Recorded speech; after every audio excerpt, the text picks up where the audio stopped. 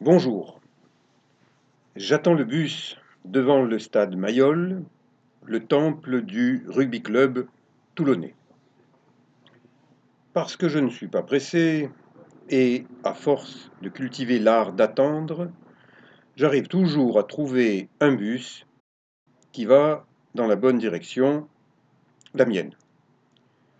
Je ne regrette pas de ne plus avoir de voiture, car pendant mes trajets dans les transports en commun, je pratique des exercices respiratoires qui me font du bien et me détendent. Le bus me dépose au Pradé, devant la plage de la Garonne. Aujourd'hui, 26 septembre 2018, la mer est belle et calme, ici, car le vent souffle d'est en ouest. Plutôt que de partir tout de suite à la nage, en visant Port-Sampère, à 4 ou 5 kilomètres à vol de gabion, c'est-à-dire de Goéland-Varois, je longe le littoral qui est constitué de belles roches rouges prolongeant le massif de l'Estérel. Jadis, il y avait ici un joli sentier littoral, mais des éboulements font qu'il n'est plus entretenu sur toute sa longueur. C'est la même chose du côté de Toulon, et en période de vaches maigres, puisqu'il faut faire des économies écologiques, il est nécessaire de marcher à ses risques et périls. Les tronçons piétonniers abandonnés sont à mon avis plus tranquilles que bien des pistes cyclables.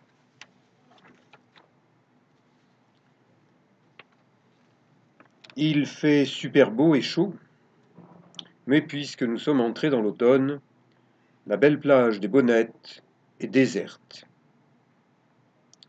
À l'autre extrémité, un petit panneau qui a été placé si haut que seules les girafes peuvent le déchiffrer indique que le sentier piétonnier est fermé un peu plus loin.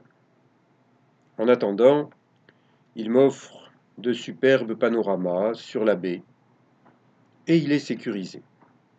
Je me régale à filmer des paysages de cartes postales varoises avec des pins maritimes, des figuiers de Barbarie et bien sûr la Grande Bleue.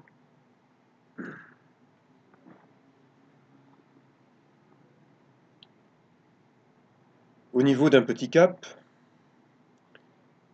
le grillage grandit et se referme peut-être pour éviter de glisser sur des rochers ou bien parce que les riches propriétaires de terrains situés au-dessus ne veulent pas faire des travaux évitant les glissements de terrain sur le sentier littoral. Ça coûte cher.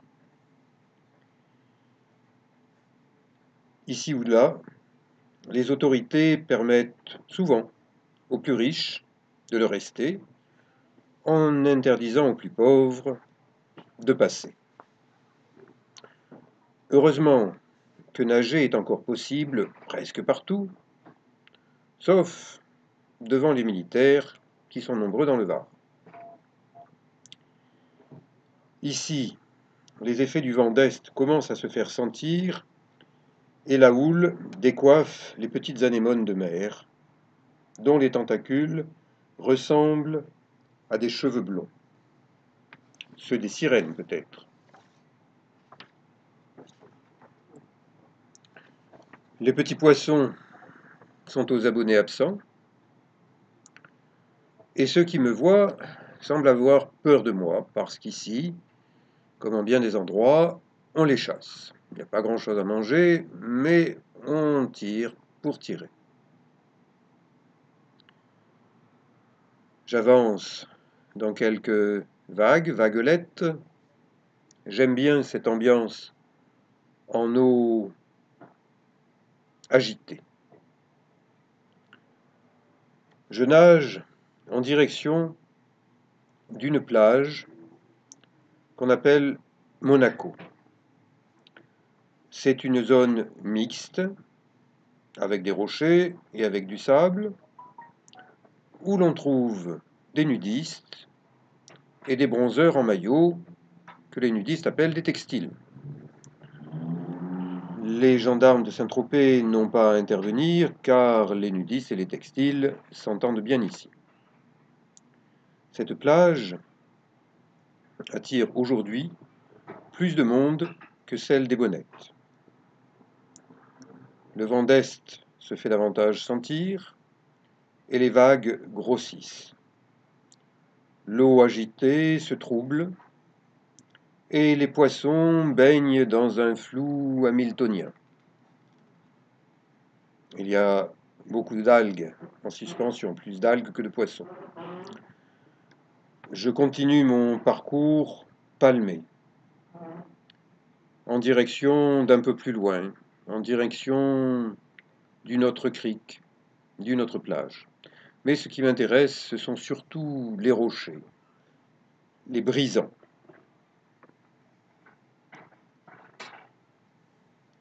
Je me rapproche des rochers pour les filmer avec le grand angle, le fisheye de cette petite caméra GoPro, mais je fais attention à ce que une vague plus forte qu'une autre me pousse vers ces rochers dangereux.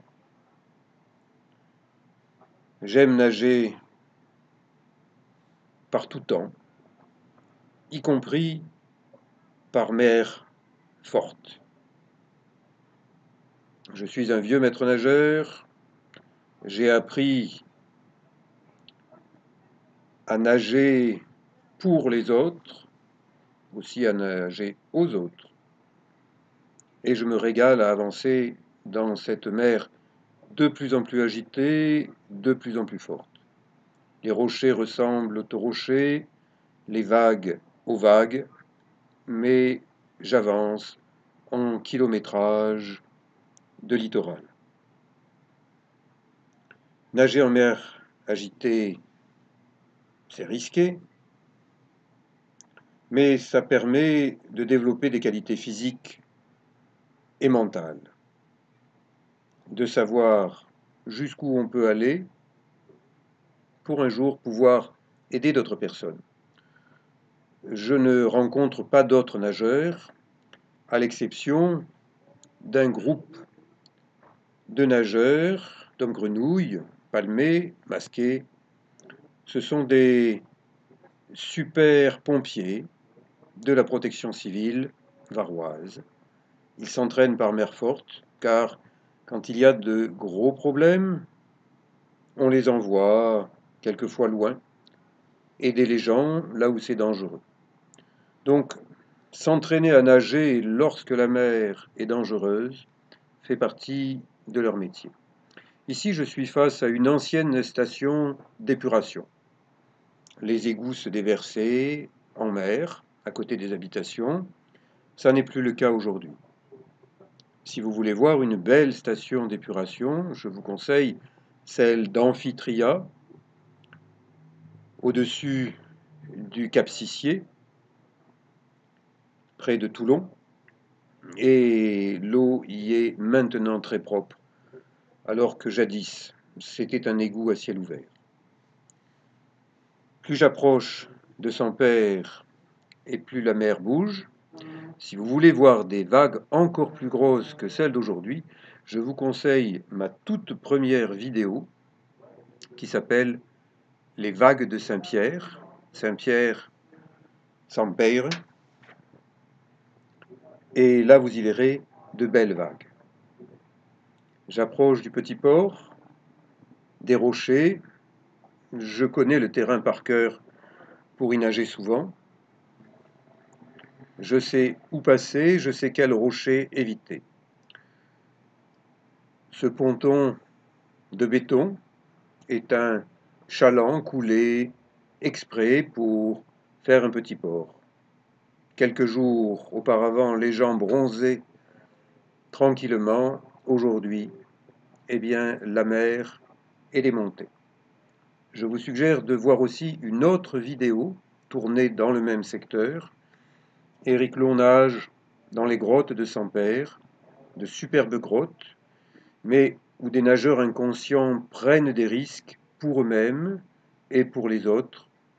Je le montre en image, je l'explique, et je vais continuer à batailler pour que l'administration fasse ce qu'il faut faire pour éviter des noyades. Je vous convie aussi à voir d'autres vidéos plus sympathiques dans les calanques de Marseille, dans les îles d'Or, les îles d'Hyères. À bientôt.